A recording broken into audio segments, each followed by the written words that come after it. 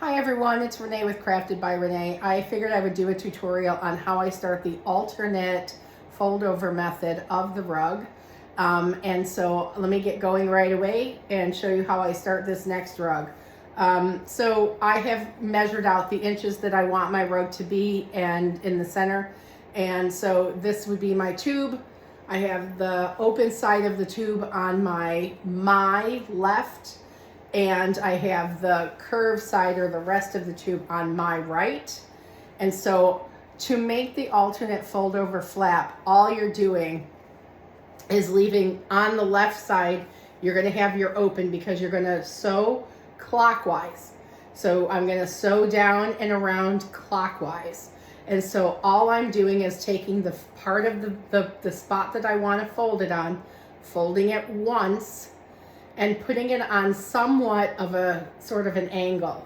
And then I'm gonna squeeze these two pieces together. So you'll see that there is no real gap there. You already right immediately have a fold over with no gap. So I'm gonna start sewing up here and then bring that down, straight down. And then this is gonna come round and go up the side and then come around and go up the side. So I'm gonna go ahead and get started and show how this actually works when you go around. Now, definitely when you're getting the second round, you definitely have to scrunch, but it is easier because there is already a natural curve. So I'm gonna stick this under my machine. I'm starting at the very top. So let me see if I can move you guys over a little bit and let you see this a little bit closer up. Pardon me. So if you can see closer up, I actually have the flap under here at the very top. So at the very top of where I folded it, I'm gonna start sewing my zigzag stitch. My machine is already set to do the zigzag, and I'm gonna go straight down the center. Now at this point, if you're new to sewing or you're new to making these rugs, certainly go ahead and pin. There's no reason why you wouldn't want to pin down the center to make your life easier. So I don't need to. I've been doing these a while. And so I'm going to go ahead and back tack and sew down this first edge. And then when you get to the first edge at the bottom, you're definitely going to have to set up and scrunch around that edge. And I do that, and I do usually use pins on the first round or two, depending on how the material lays and how easy it is. But as you can see, I get close to the end here before I start doing that setup. So I'm gonna grab extra, throw it over the side just to make my life easier.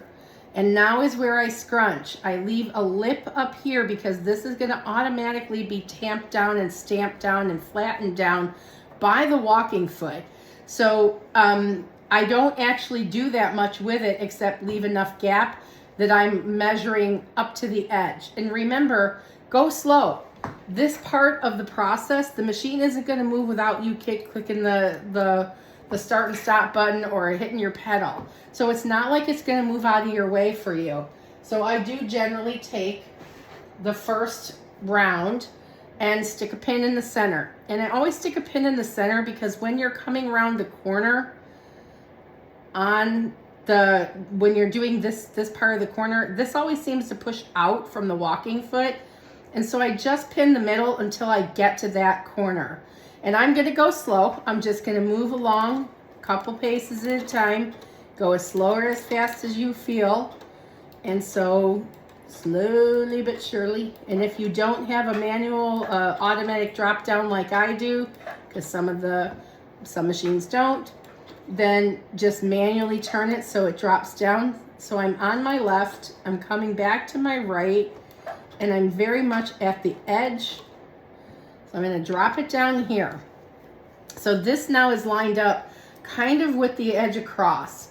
And I'm gonna go ahead and start working slightly on an angle on each side, do 1 or 2 stitches, drop it down again, flip my stitch, and it's very difficult to see, but if I could show you, there is the straight line, the very edge line is in the middle of my walking foot, and I'm just gonna go across Now for my purpose, this is just the way I make my rugs. I always back tack on this because I want this to be a very strong close. And this does have and hold a lot of the material strength, right? You're gonna be stepping on this rug. So I'm now gonna drop my needle. I'm gonna drop my needle so that's on the left side because I'm gonna swing this around. Just like when you're doing a mitered corner, you're gonna swing it around and you're gonna start going straight down the edge. And if you'll notice, I actually lined that up so it is more or less in the middle so that when I come down this edge, I have hit the end. And so I'm gonna go ahead and go straight down the end. And again, I went slow, just like we always talk about this when we're doing tutorials. There is no hurry, I don't rush it through. I take my time and I go through. Now I'm coming up on this next end, and this is the original folded end that I just did. So here's my folded flap.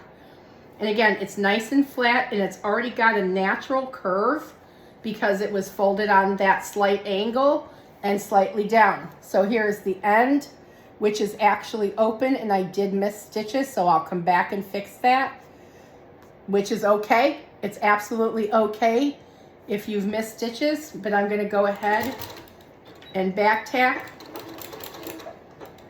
come back out, take it apart. And so I did miss a stitch there. So you can see that I have a bit of a hole here. And so I'm gonna just take out my ticks, which again, it happens. This one didn't catch the middle section. So all I'm gonna do is rip out the stitches. And this sometimes happens. Sometimes it goes no problem, and sometimes I have to rip it back out. It all depends. There's no right or wrong, and it happens when it happens, and you just deal with it as it comes. So even an experienced sewer, you're gonna find that this happens from time to time, and you just start again. Keep rolling. That's what I do. I keep rolling.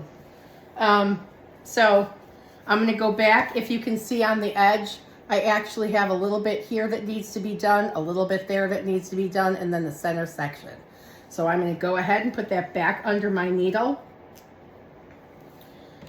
and put it on a little bit of an angle so that those first two stitches go through the angle. And I'm gonna back tack. And then I'm gonna get my angle here so that I'm on the left side again, because I wanna make sure that when I'm sewing this, I'm crossing and reaching the right side from the middle. And I'm gonna go ahead. And then I back tack this. I always do it twice because I would rather have it secure. That's just me.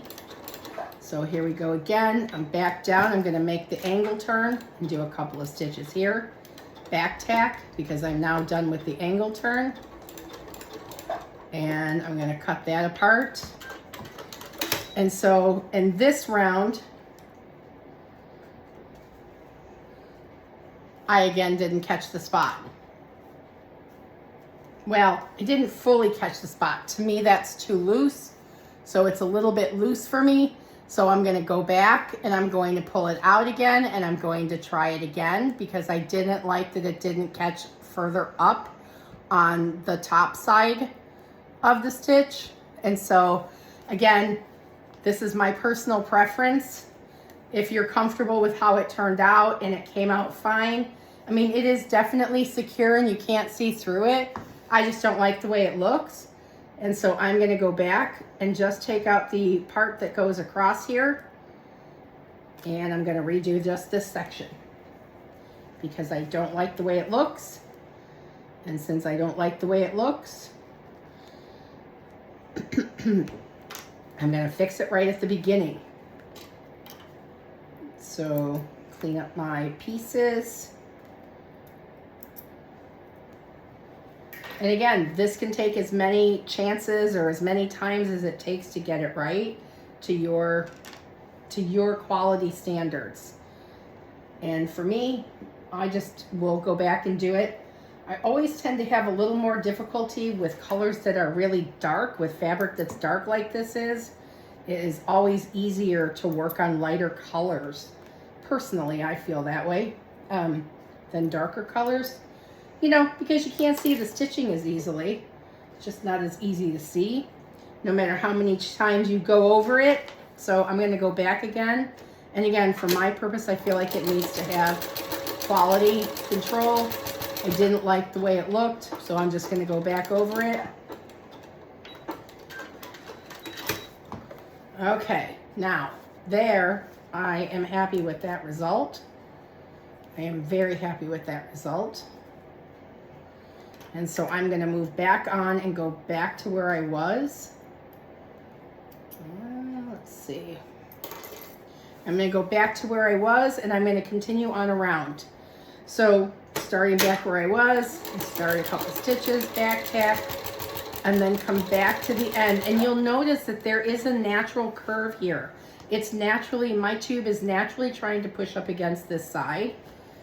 And I'll just cut off that little piece of fabric thread sticking out. And again, my tube is nice and even, so when I'm coming around, I'm going to do a scrunch. And I do actually leave some of the fabric up in the air. You want it to be up in the air because the walking foot is going to scrunch on its own. So you don't want to just tighten this as just tight as it can be. You want to have the looseness so that your fabric is laying around in a circle and it's flat and it doesn't start folding over. It will fold over if it's too tight. If you scrunch it like that and it's too tight, the fabric is going to kind of flap over. So we want to try and avoid that. But this is the end where I started. And so again, I am going to stick a straight pin in it, right around the middle, just to hold that side in place while I'm coming around the corner. And this will, like I said, naturally do a somewhat of a bend on its own. And so here I'm going to go ahead and just sew as I would down to the end. I'm going to get closer to the end and take my time. And so here I come around the corner. I have my seams right and left lined up. My walking foot is lined up. I'm coming around this curve naturally. And of course, don't forget to take your pin out before your walking foot and needle hit it, so you don't damage your needle or the shaft of your machine. And you actually, so you'll see how it's naturally kind of clustering together without me actually doing anything to it. And I'm just flipping it and making the turn. Here's my curve coming around the other side, and now we straighten it out back down to the other end. And so you can see the stitches are actually holding in there. And I'll come down to the end.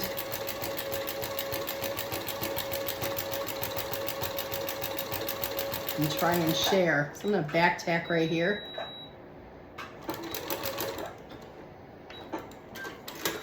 Okay. So I actually have a natural curve all the way around. The fabric will, when the next round comes around, it will flatten out and do its own thing. But I actually have the next round started, and it's down the center, it's even. And again, this is strictly by doing the single fold over. This is the single fold over side that I started at, and I'm coming around and just doing a clockwise rug in my oval. And so that's it. That's everything. Have a great day, everyone.